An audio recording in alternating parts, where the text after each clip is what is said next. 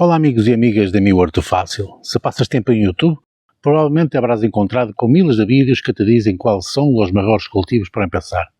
Esses que crescem rápido, que são super produtivos, que são quase indestrutíveis e que te prometem uma cosecha abundante sem esforço. E na verdade, muitos desses vídeos sim são verdade e são geniais. Pero por minha própria experiência e depois de muitos ensaios e erros, me he dado cuenta que há uma parte da história que quase nada te dá conta, e é que não todos os cultivos são para todos os huertos e não todos os cultivos são para todos os jardineiros. Hoy he decidido hacer algo diferente. No te voy a hablar de los cultivos más fáciles, sino de los 7 cultivos que si eres principiante te recomiendo a no plantar, ou ao menos em tu primeira temporada. Te voy a explicar por qué son un desafío, qué problemas te puedes encontrar e, lo más importante, te voy a dar una alternativa mucho más sencilla para que tu huerto sea un lugar de éxito y no de frustración. Así que corre tu libreta, ponte cómodo e vamos a ver quais são esses 7 cultivos. E se les gusta do que veem e querem seguir cultivando comigo, não olvidem subscrever-se ao canal e ativar a campanita de notificações para não perder-se nenhum truque. E se buscam ferramentas ou produtos para o vosso huerto, visite minha tienda em Amazon. Tem o lance direto na descrição, assim como todos os produtos usados neste vídeo. Graças por el apoio. Empezamos com um clássico del inverno, la col de Bruselas. Se bem o resultado final é delicioso, el caminho para chegar aí é muito largo. Demasiado largo para principiantes. O problema é que é um cultivo que exige uma paciência quase infinita. Desde que plantas a semilha hasta que cosechas a primeira col, podem passar facilmente 6 a 9 meses. E nesse tempo, a planta é um imã para plagas. El pulgón, a mariposa de la col, a mosca blanca, se sentirão como é seu caso em tu planta. O espaço que ocupa é enorme. E durante quase um ano só verás um talho gigante. A alternativa é fácil. Em lugar de la col de Bruselas, te recomendo que pruebes com as lechugas ou as espinacas. Crescem apenas 30 a 40 dias, podes sembrá-las de forma escalonada para ter cosecha contínua e, o melhor de todo, quase sempre te dão um resultado garantizado. Passamos ao lápio. A simples vista parece uma hortaliça fácil, verdade? Mas na realidade não lo é. E a realidade é muito diferente.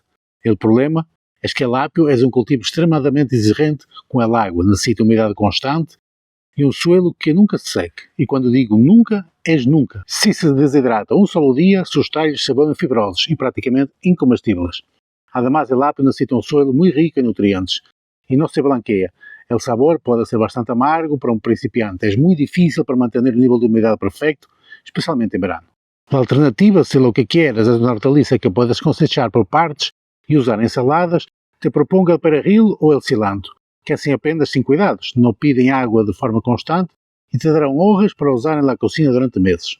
Nossa terceira candidata é a alcachofa, um cultivo impressionante sem dúvida. Pero não é para quem vai pensar. O problema? As alcachofas são plantas perenes que ocupam um espaço brutal em um huerto. Para que tenhas uma pequena ideia, uma sola planta pode necessitar 1 metro quadrado ou mais. Además, são cultivos de ciclo muito largo que tardam hasta um ano ou mais em dar seus primeiros frutos. E para os que vivimos em zonas frias, a planta necessita uma proteção especial durante o inverno. A alternativa, se te gusta a ideia de um cultivo que puedas cosechar por um período largo, opta por la zanahoria. Puedes sembrá-las em pequenas porções de terra, são muito resistentes e com um pouco de paciência te darão uma cosecha que poderás guardar no frigorífico durante muito tempo. El maíz, um cultivo que nos evoca imagens de grandes campos e essa é a clave do problema. E o problema é exatamente esse. O maíz é uma planta que se poliniza com o vento. Para que a polinização seja exitosa e obtenhas mazorcas bem lianas, necessitas plantar o maíz em blocos, com várias hileiras, não em uma sola fila. Para um huerto pequeno, isto significa sacrificar muitíssimo espaço para um solo cultivo. Además, os talhos são imensamente altos e atraem a todo tipo de plagas, desde pulgones às torrugas, que se escondem bem nas mazorcas.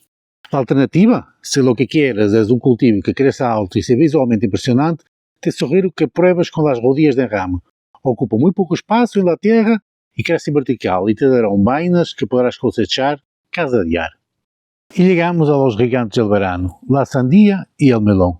Todos hemos sonhado com cosechar a nossa própria sandía, mas a realidade é que é uma das hortaliças mais complexas de cultivar.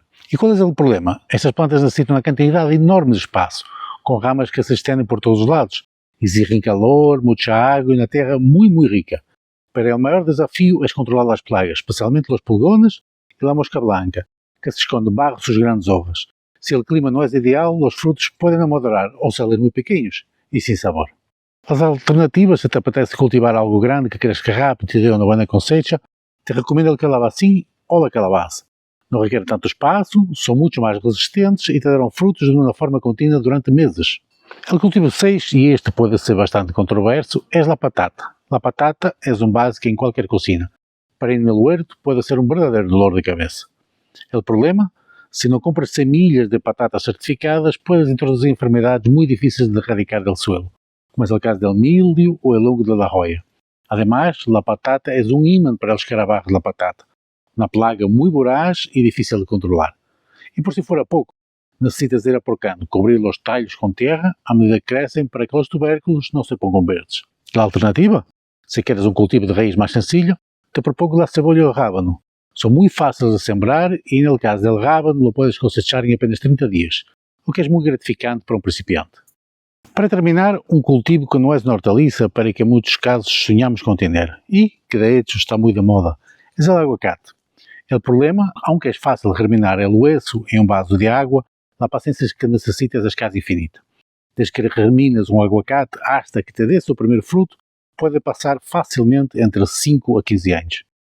E na maioria dos climas de Espanha necessitas proteger a planta do frio ou das heladas. É outro exemplo de um cultivo que requer uma quantidade imensa de trabalho, água e fertilizante para manter-se bonito. Logo para um principiante pode ser muito frustrante. A alternativa, em lugar de um cultivo perene de ciclo tão largo, empieza com algo mais sencillo, como é o caso do tomate ou pimento. Crescem rápido, te darão frutos no mesmo ano e te ensinarão muito sobre o ciclo de vida de uma planta de crescimento rápido. Recuerda, a jardinería não se trata de cometer erros. El huerto é um lugar de aprendizado e onde todos hemos tenido fracassos. O importante é que cada fracasso seja uma lição. Com este guia, meu objetivo não é desanimar-te, senão todo o contrário. Quero que empeces com os cultivos que te darão a satisfação de ver resultados rápidos. Porque essa é a melhor forma de enganchar-te a este hobby e de ver que com um pouco de paciência tu também podes ter um huerto de éxito. Se queres empezar com o pé direito, eu te invito a que eches um vistazo a meu livro, Mi Huerto Fácil, onde te guiarei passo a passo em esta aventura. O enlace está na descrição do vídeo. Gracias por este vídeo, si te ha gustado, dale me gusta, suscríbete para no perder mis consejos y cuéntame en los comentarios cuál ha sido tu cultivo más difícil hasta ahora. Nos vemos en el huerto, ya sabes, siempre fácil, cosecha grande.